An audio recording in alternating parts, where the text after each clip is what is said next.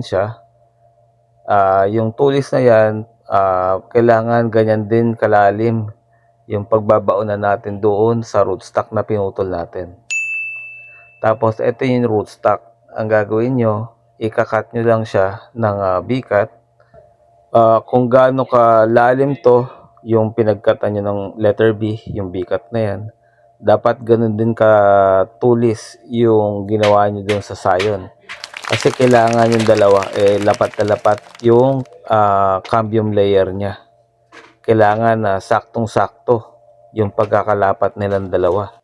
Ang tawag dun sa humihigop ng tubig at abono mula sa ugat pataas ay xylem.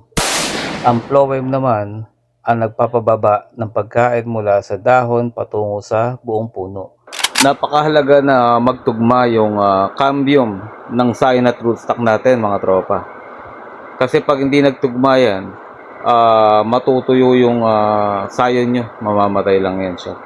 Kapag nalapat nyo na ng maayos yung rootstock at yung sayon, lagyan nyo na siya ng grafting tape.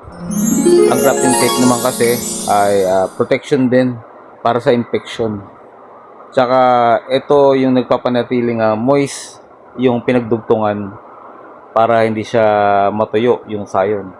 Kasi pag may singaw, yung dugtungan na yan, maaaring matuyo yung sayon nyo. Mapapansin nyo mga pang-7, pang-8 araw lang, mangungulubot at maninilaw na yung sayon.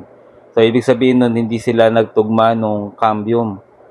So, kailangan natin yung grafting tape na yan, habang nagkokonekta sila at saka habang gumagawa siya ng callus tissue na magdudugtong sa kanya. Napaka-importante ng grafting tape na yan, mga tropa. Kadalasan sa grafting, makikita nyo mga 15 days hanggang 1 buwan. Yan, makikita nyo pagka may umuusbong na o kaya gumaganda na yung dahon ng papaya nyo. Yan, tapos yung callus tissue nya talagang parang nakahinang na dun sa dugtungan, yung bikat na yan. Doon po pwede nyo na alisin yung grafting tape nya. Hanggat hindi nyo pa nakikitang stable yung parang hinang dun sa grafting tape, wag na wag nyong aalisin, wag na wag nyong aalugin yung sayon kasi po pwede siyang mamatay.